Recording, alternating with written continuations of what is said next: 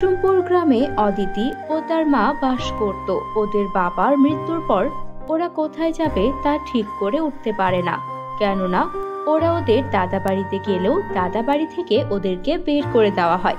কারণ অদিতির বাবার মৃত্যুর জন্য তার শ্বশুর বাড়ির সবাই অদিতির মাকে দোষারোপ করতে থাকেন, তাকে অপয়া অলক্ষী বলে গালাগাল দিতে থাকেন।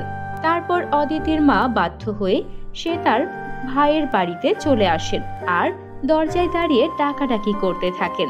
ভাই, ভাবি, দরজাটা একটু খোলেন, আমি এসেছি, অদিতির মা, সুমি, একটু দরজাটা খোলেন। কি ব্যাপার সুমি?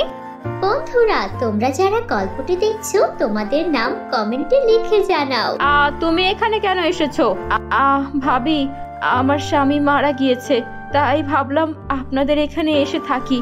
জানেনই তো আমাদের থাকার কোনো জায়গা নেই। তোমার স্বামী মারা গেছে এটা শুনে খারাপ লাগলো, কিন্তু তুমি বাপু আমাদের বাড়িতে কেন এসেছো? তোমার শ্বশুর বাড়িতে না যাবে? আমি তো ওর দাদার বাড়িতে গিয়েছিলাম, কিন্তু আমাকে থাকতে দেয়নি। আমাকে নানা রকম অপবাদ দিয়েছে, তারা আমাকে ওই বাড়িতে রাখেনি। এখন যদি আপনাদের বাড়িতে জায়গা না দেন তাহলে তো আমার এই মেয়েটাকে নিয়ে যাওয়ার কোনো জায়গা থাকবে না। ভাবি, দোহাই লাগে আপনার, আমাকে আপনার বাড়িতে থাকতে দিন। শোনো, এটা তোমার ভাইয়ের বাড়ি, এই জন্য এটা ভেবো না যখন যা ইচ্ছা তাই করবে। এই বাড়িতে আমার অধিকার আছে। তোমার ভাই যতই বলুক না কেন, আমি তোমাদের এই বাড়িতে থাকতে দেব না। আমার সংসারে এমনিতেই অনেক খরচ, তার উপর মাথার উপর তোমাদের বসিয়ে রাখবো নাকি? তখনই সুমির ভাই সেখানে চলে আসে আর বলতে থাকে, কি হলো কি রাবেয়া, তুমি আমার বোনের সঙ্গে এমন আচরণ করছো কেন? ওর স্বামী মারা গেছে আর আমার ভাগ্নিটাও এতিম হয়ে গেছে। তুমি ওদেরকে কোথায় ঘরে তুলবে আর এভাবে বাইরে দাঁড়িয়ে দাঁড়িয়ে ওদের সঙ্গে খারাপ আচরণ করছো? একবার ভেবে দেখো তো, এটা যদি আমার সাথে হতো। তোমারও তো একটা মেয়ে আছে, নিজের আত্মীয়র সঙ্গে কেউ এরকম করে? শোনো, আমার মেয়ের সাথে যদি এরকম হয় তাহলে আমি আমার বাপের বাড়িতে গিয়েও থাকতে পারবো। সেখানে আমার নামে জমি আছে, তোমার বোনের নামে কিছু আছে। আর তার থেকেও বড় কথা, তোমার বাড়িতে আমার অবশ্যই জায়গা হবে, তোমার বোনের মতো নয়। আমার শ্বশুর বাড়ির লোকজন আমাকে যথেষ্ট ভালোবাসেন। আহা, এখন তর্ক করো না। সুমি, আয় ভেতরে আয়। দেখো, তোমার বোনকে যদি তুমি বাড়িতে তোলো তাহলে আমি বাড়ি ছেড়ে বেরিয়ে যাব। হয় তোমার বোন আর ভাগ্নি এই বাড়িতে থাকবে, নয়তো আমি থাকবো। আমি মাথার উপর এমন বোঝা চাপিয়ে চলতে পারবো না। এমনিতেও তুমি যে টাকা আয় করো সে টাকাতে সংসার চলে না। মেয়েটার স্কুলের খরচ, বাজার সদাই করো, আরো নানা রকম খরচ। আমরা তো কিছু টাকা ব্যাংক থেকে লোনও নিয়েছি, সেই টাকাও মাসে মাসে চোকাতে হয়। আমি কোনোভাবেই তোমার বোনকে এই বাড়িতে থাকতে দেব না। ভাবি, এমনটা করবেন না। আপনার বাড়িতে তো কাজের মেয়েরও দরকার হতে পারে, আমাদের না হয় কাজের মেয়ের জায়গাটাই দেবেন। আমি আপনার বাড়ির সব কাজ করে দেব, আপনাদের জমির যত দেখাশোনা সেগুলোও করে দেব। দয়া করে আমাদের তাড়িয়ে দেবেন না। এই বাড়ি ছাড়া যে আমার আর আমার মেয়ের যাওয়ার কোনো জায়গা নেই। আচ্ছা ঠিক আছে, এখানে বসে ফ্রি ফ্রি খেতে পারবে না। এখানে থাকতে হলে কাজ করে থাকতে হবে। আমার কিছু সবজির বাগান আছে, সেগুলোর দেখাশোনা করতে হবে, এই যেন মাথায় থাকে। হ্যাঁ হ্যাঁ ভাবি, এটা নিয়ে আপনাকে কোনো চিন্তা করতে হবে না, আমি সব দেখে শুনে রাখবো। এরপর অদিতির মা আর অদিতি মিলে ওর মামা বাড়িতেই থাকতে শুরু করে আর সেখানে ওদের সবজি বাগানের সব সবজির দেখাশোনা করতে থাকে। ওদের লাউ, কুমড়ো, ঝিঙ্গে, করলা, নানা রকম সবজির বাগান ছিল। ওরা প্রতিদিন সেখানে কাজ করত। অদিতির মা অদিতিকে একটা সরকারি স্কুলে ভর্তি করিয়ে দেয় যেন কোনো খরচ না হয়। সব মিলিয়ে ওদের দিন ভালোই যাচ্ছিল। অদিতির মামা বাড়িতে ওর একটা মামাতো বোন ছিল, ওর নাম ছিল পিঙ্কি। পিঙ্কি ওর মায়ের মতোই হিংসুটে আর বদমেজাজি ছিল। ও কখনোই অদিতির সঙ্গে ভালো আচরণ করত না। একদিন পিঙ্কি একা একা একটা গাছে উঠতে গিয়ে মাটিতে পড়ে যায় আর তার পায়ে ভীষণ ব্যথা পায়। তখনও কাঁদতে কাঁদতে গিয়ে ওর মায়ের কাছে অদিতির নামে মিথ্যা নালিশ করতে শুরু করে। মা দেখো, অদিতি আমাকে গাছ থেকে ফেলে দিয়েছে, আমাকে ব্যথা দিয়েছে। অদিতি অনেক খারাপ। আমি যখন ওকে বলেছি আমি গাছে উঠতে পারবো না, আমাকে জোর করে গাছে উঠিয়ে দিয়েছে। কি? আমি বাড়িতে দয়া করে থাকতে দিয়েছি আর আমার মেয়েকে এভাবে তুই ব্যথা দিয়েছিস? আজকে তোর একদিন কি আমার একদিন।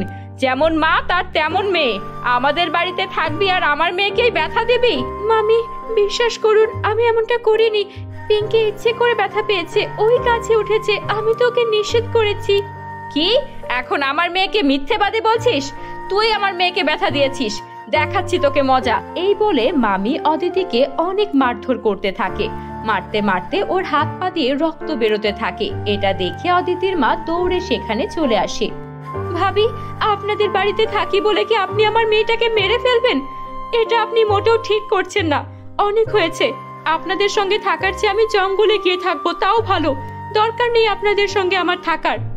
এরপর অদিতির মা অদিতিকে নিয়ে বাইরে বেরিয়ে আসে আর হাঁটতে হাঁটতে জঙ্গলে চলে যায়। ওরা জঙ্গলে ঘাস লতা পাতা দিয়ে ওদের জন্য একটা ছোট্ট কুটির বানিয়ে নেয়। আর তারপর অদিতিকে খাওয়ানোর জন্য অদিতির মা কিছু ফলমূল খুঁজতে থাকে, কিন্তু পুরো জঙ্গল ঘুরেও কোনো ফলের গাছ দেখতে পায় না। হঠাৎই একটা অদ্ভুত জিনিস দেখে অদিতির মা সুমি সেখানে দাঁড়িয়ে পড়ে। আরে, এটা কি জিনিস? লাল লাউ, এটা তো কখনো দেখিনি। গাছের মধ্যে এমন লাল লাউ ঝুলছে। যাই হোক, মেয়েটার জন্য তো কোনো ফলমূল পেলাম না, বরং এই লাল লাউটা নিয়ে গিয়ে মেয়েটাকে একটু রান্না করে খাইয়ে দেই, মেয়েটার তো একটু ক্ষুধা মিটবে। এই ভেবে যেই না অদিতির মা সেই লাউটাকে ছিঁড়তে যাবে, অমনি লাউটা কথা বলতে শুরু করে। আমি হলাম জাদুর লাউ, তুমি আমাকে রান্না না করে আমাকে নিয়ে মাটিতে পুঁতে দাও, তাহলেই সেখান থেকে একটা গাছ বেরোবে, আর সেই গাছে ধরবে হাজার হাজার লাউ, আর সেই লাউগুলো আমার মতো লাল লাউ হবে। তুমি সেই লাল লাউ বিক্রি করে টাকা আয় করতে পারবে। আমার কথা বিশ্বাস না হলে একটু করেই দেখো না। অদিতির মা অবাক হয়ে যায়, কিন্তু সে লাউটার কথা বিশ্বাস করে আর লাউটাকে মাটিতে পুঁতে দেয়। সঙ্গে সঙ্গে সেখানে একটা গাছ প্রকট হয়ে যায়, আর সেই গাছে শত শত লাউ ধরে যায়। এটা দেখে অদিতির মায়ের যেন খুশির সীমা ছিল না। সে সেই লাউগুলো সেখান থেকে তুলে বাজারে বিক্রি করতে শুরু করে। ওই লাউ দেখে সবাই অবাক হয়ে যায়। সেই লাউগুলো দেখতেই সুন্দর ছিল না, শুধু খেতেও অনেক সুস্বাদু ছিল। যে একবার সেই লাউ কিনে নিয়ে খেত, সে বারবার অদিতিদের কাছে এসে সে লাউ কিনতে চাইতো। আর এভাবেই ওরা অনেক টাকার মালিক হয়ে গেল। একদিন মামি যখন এই ঘটনা জানতে পারলো, সে এলো অদিতিদের কাছ থেকে লাউ চুরি করার জন্য। কিন্তু সে যখনই লাউ স্পর্শ করলো, তখনই তার শরীরের ওপর এক এক করে বড় বড় লাউ পড়তে লাগলো, আর সে লাউয়ের ওপর ঢাকা পড়ে গেল। পরদিন সকালে যখন অদিতির মা আসলো আর তার ভাবিকে এভাবে লাউয়ের নিচে চাপা পড়তে দেখলো, তখন সে সবটা বুঝে গেল। ভাবি, আপনি নিশ্চয়ই আমার ক্ষতি করার জন্য এসেছিলেন। আমি না আসলে আপনি এভাবে লাউয়ের নিচেই চাপা পড়ে যেতেন। যা হয়েছে হয়েছে, আমি আপনাকে ক্ষমা করে দিয়েছি, চলে যান এখান থেকে। ভাবি সেখান থেকে চলে যায়। এরপর থেকে অদিতির মা আর অদিতি সুখে শান্তিতে জীবন কাটাতে থাকে। বন্ধুরা, গল্পটি ভালো লাগলে একটা লাইক করে দিও। আমাদের চ্যানেলে নতুন হয়ে থাকলে চ্যানেলটিকে সাবস্ক্রাইব করে বেল আইকন অন করে দিও। সুমতলা নামের একটা গ্রাম ছিল। সেই গ্রামে রুমি, সুমি ও টুম্পা নামের 3 বোন বাস করত। ওরা ওদের মায়ের সঙ্গে বাস করত। ওদের মা ছিল একজন দর্জি। তিনি সেলাইয়ের কাজ করে তার 3 মেয়ের ভরণ পোষণের দায়িত্ব নিয়েছিলেন, কারণ তার স্বামী একটা মাতার লোক ছিল। সে শুধু বাড়িতে এসে ওদের মাকে মারধর করত আর তারপর জোর করে তার জমানো টাকাগুলো নিয়ে যেত। এভাবে দিন যাচ্ছিল। সুমি, রুমি ও টুম্পার মায়ের নাম ছিল সুষমা। বন্ধুরা, তোমরা যারা গল্পটি দেখছো তোমাদের নাম কমেন্টে লিখে জানাও। সুষমা কঠোর পরিশ্রম করতেন দিনরাত। তার স্বপ্ন ছিল তার 3 মেয়ে পড়াশোনা করে অনেক বড় চাকরি করবে। এভাবেই দিন যাচ্ছিল। ওরা 3 বোন সকাল সকাল রেডি হয়ে ওদের স্কুলে চলে যায়। তখনই ওদের ছেঁড়া ফাটা পুরনো জামা দেখে ওদের ক্লাসের বন্ধু বান্ধবরা হাসাহাসি শুরু করে দেয়। তাদের মধ্যেই পিঙ্কি নামের একটা মেয়ে এসে হাসতে হাসতে বলে, দেখো দেখো, আমাদের ক্লাসের সবচেয়ে গরিব 3 মেয়ে হাজির হয়ে গেছে। এদের কি লজ্জাও নেই? এমন ছেঁড়া ফাটা পুরনো পোশাক পরে স্কুলে আসি। আমার যদি স্কুল ড্রেস এমন পুরনো আর ছেঁড়া হতো, আমি তো কখনো স্কুলেই আসতাম না। কিন্তু এদের তো একটুও লজ্জা নেই, কেমন পুরনো পোশাক পরে স্কুলে চলে আসে।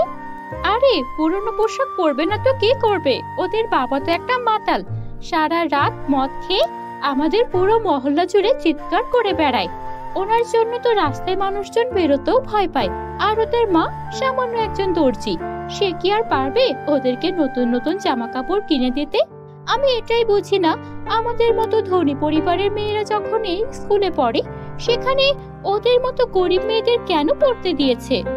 আর জানিস না তুই পিঙ্কি, ওরা যে এত ভালো নাম্বার পায়, তাই তো ওরা স্কলারশিপ পায়, তাই তো এই স্কুলে ভর্তি হতে পেরেছে।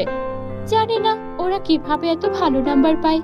এভাবে ওরা একে অন্যের সঙ্গে কথা বলছিল আর ওদের ছেঁড়া পুরনো কাপড় নিয়ে হাসাহাসি করছিল। এভাবেই দিন যাচ্ছিল। ওরা এভাবে ওদের বন্ধুদের এমন কথা শুনে খুবই কষ্ট পেত। তবুও ওরা মন খারাপ করে বাড়িতে চলে আসতো, কাউকে কিছু বলতো না। মা, এবার কি আমাদের স্কুল ড্রেসটা চেঞ্জ করে দেওয়া যায়? গত 3 বছর ধরে আমরা একই স্কুলের পোশাক পরছি। আমাদের ক্লাসমেটরা সবাই আমাদের এটা নিয়ে হাসাহাসি করে। আমার খুব খারাপ লাগে যখন আমাদের 3 বোনকেই ওরা এভাবে ছোট করে। এবার একটু দয়া করে আমাদের 3টা স্কুল ড্রেস বানিয়ে দিও মা। আমাদের বাড়তি কোনো কাপড় চোপড়ের দরকার নেই, শুধু নতুন 3টা স্কুল ড্রেসের দরকার। আচ্ছা ঠিক আছে রে মা, আমি তো জানি তোদের কত কষ্ট হয়, কিন্তু আমি বা কি করব? কিছু টাকা জমাই তোদের স্কুল ড্রেসের জন্য, কিন্তু সেটা আবার তোদের বাবা এসে আমাকে মারধর করে নিয়ে চলে যায়। আমাকে তোরা ক্ষমা করে দিস, আমি তোদের একটা সুন্দর জীবন দিতে পারিনি। না মা, তুমি আমাদের জন্য অনেক কষ্ট সহ্য করছো। আমাদের ওই মাতাল বাবার জন্যই আমাদের এত কষ্ট। এমন বাবা থাকার চেয়ে তো মরে যাওয়া ভালো। না না, হাজার হোক উনি তোদের বাবা হয়, তোদের বাবার সম্পর্কে এমন কথা বলিস না। নে, আমি তোদের জন্য আম দিয়ে ডাল রান্না করেছি, এটা দিয়ে ভাত মেখে খেয়ে যা। মা, রোজ রোজ এই আমের ডাল খেতে ভালো লাগে না। তুমি অন্য কোনো সবজি রান্না করতে পারো না? বাজারে জিনিসপত্রের যে দাম, অন্য কোনো সবজি ক্রয় করতে গেলে কত টাকা লাগবে তার হিসেব আছে? আমাদের গাছে আম ধরে, তাই তো কাঁচা পাকা আম দিয়ে যা পারি তোদের বানিয়ে খাওয়াই। কিন্তু মা, তুমি কি এটা খেয়াল করেছো? এখন তো আমের সিজন না, আমটা আরো পরে হবে, কিন্তু আমাদের গাছ ভর্তি 12 মাসই আম থাকে। এমনটা কেন হয়? সেটা তো আমি বলতে পারবো না। অনেক বছর আগে এক ঋষি বাবা আমাকে এই গাছটা দিয়েছিলেন। আমি ওই ঋষি বাবাকে পানি খাইয়েছিলাম, উনি বিনিময়ে আমাকে এই আমের চারাটা দিয়েছিলেন। এরপর থেকে আমি এই আম গাছটার একটু একটু করে যত্ন নিয়েছি। তারপর দেখলাম এই আম গাছে 12 মাসই আম ধরে। এই আম গাছটার জন্য আমাদের খাওয়ার চাহিদাটা একটু হলেও পূরণ হয়। আম বিক্রি করেও 2 টাকা আসে। হ্যাঁ মা, তুমি ঠিক বলেছো। তারপর ওদের মা আবারও সেলাই মেশিনে কাজ করতে থাকে। তিনি বেশ বড় একটা অর্ডার পেয়েছিলেন, দামি কিছু কাপড়ের জামা সেলাই করছিলেন। কিন্তু তখনই তার মাতাল স্বামী চলে আসে। এই সুষমা, আমাকে এখনই 2000 টাকা দে, আমার মদ শেষ হয়ে গেছে, তাড়াতাড়ি দে বলছি। না না, এবার আমি তোমাকে কোনো টাকা দেব না। এই টাকা আমি আমার মেয়েদের স্কুল ড্রেস কেনার জন্য জমাচ্ছি। ওদের স্কুল ড্রেস ছিঁড়ে পুরনো হয়ে গেছে। এবার আমি তোমাকে কোনো টাকা দেব না। বেরিয়ে যাও বাড়ি থেকে, বেরিয়ে যাও। তোমার জন্য আমার মেয়েদের এত কষ্ট পেতে হয়। কি মুখে মুখে এত তর্ক? দাঁড়া, তোর এই কাপড় চোপড়ি আমি নষ্ট করে দেব। এই বলে ওদের মাতাল বাবা তার হাতে থাকা মদের বোতল থেকে মদ ঢেলে দেয় ওই দামি জামা কাপড়গুলোর উপরে। কাপড় চোপড়গুলো একদম নষ্ট হয়ে যায়। তারপর সে সেখান থেকে চলে যায়। কাপড় চোপড়গুলো এত দামি ছিল যেটার ক্ষতিপূরণ দেয়া ওদের মায়ের পক্ষে কখনোই সম্ভব ছিল না। এমন অবস্থায় তিনি একদম ভেঙে পড়েন আর সেই আম গাছটার নিচে গিয়ে কান্না করতে থাকেন। আমি অনেক চেষ্টা করেছি, অনেক লড়াই করেছি, ভেবেছি আমার 3 মেয়েকে যেভাবেই হোক মানুষ করব, কিন্তু আমার মনে হয় না আমি ওদের মানুষ করতে পারবো। আমি যে হেরে যাচ্ছি, এমন হলে আমি কিভাবে ওদের মানুষ করব? আমার জীবনটা যে এভাবে শেষ হয়ে গেল। আমার ওই মাতাল স্বামী আজকে এই কাপড়গুলো নষ্ট করে দিয়েছে। ওই কাপড়ের ক্ষতিপূরণ দিতে গেলে এই বাড়ি ভিটে জমিটুকুও যে চলে যাবে। এর চেয়ে আমি বরং মরে যাই, সেটাই ভালো হবে। তখনই সেই গাছ থেকে আওয়াজ আসতে শুরু করে। সুষমা, তুমি এভাবে ভেঙে পড়ো না। আমি দেখেছি তুমি হাজার কষ্টেও লড়াই করে গেছো, 3 রাত পরিশ্রম করে গেছো তোমার সন্তানদের জন্য, আর তোমার অত্যাচারী স্বামীর সব অত্যাচারও সহ্য করেছো। আসলে আমি একটা জাদুর আমের গাছ, তাই তো আমার কাছে 12 মাস আম ধরতো। কে? কে কথা বলছো? আমি কেন দেখতে পাচ্ছি না? কোথায় তুমি? কে কথা বলছো? এই তো আমি জাদুর আমের গাছ, আমি কথা বলছি। এই নাও, এখানে জাদুর 3টা আমের লেহেঙ্গা আছে। এই আমের লেহেঙ্গা তোমার সব ইচ্ছা পূরণ করবে, সব সমস্যা দূর করবে। তারপর সুষমা সেখান থেকে জাদুর 3 আমের লেহেঙ্গা নিয়ে আসে আর তার 3 মেয়েকে পরিয়ে দেয়। তারপর বলে, জাদুর আমের লেহেঙ্গা, আমার এই জামাগুলো যেগুলো আমার স্বামী নষ্ট করে দিয়ে গেছে, এগুলো ঠিক করে দাও। সঙ্গে সঙ্গে সেই কাপড়গুলো একদম আগের মতো নতুন হয়ে যায়, একটুও দাগ থাকে না। তারপর সুষমা সেই জামাগুলোকে তৈরি করে সেই জামার মালিকের কাছে দিয়ে আসে আর বেশ টাকা আয় করে। তারপর সেই জাদুর 3 আমের লেহেঙ্গার কাছ থেকে বেশ কিছু কাপড় চেয়ে নেয় আর সেগুলো দিয়ে রং বেরঙের ডিজাইনার লেহেঙ্গা, 3 পিস শাড়ি বানিয়ে সেগুলো বিক্রি করতে থাকে। এভাবে ধীরে ধীরে সুষমা একটা বড় দোকানের মালিক হয়ে যায় আর তার 3 মেয়েকে নিয়ে সুখে শান্তিতে আনন্দে দিন কাটাতে থাকে। বন্ধুরা, গল্পটি তোমাদের কাছে কেমন লেগেছে কমেন্টে লিখে জানাও। ভালো লাগলে একটা লাইক করে দিও। আমাদের চ্যানেলে নতুন হয়ে থাকলে আমাদের চ্যানেলটিকে সাবস্ক্রাইব করে বেল আইকন অন করে দিও। ধন্যবাদ।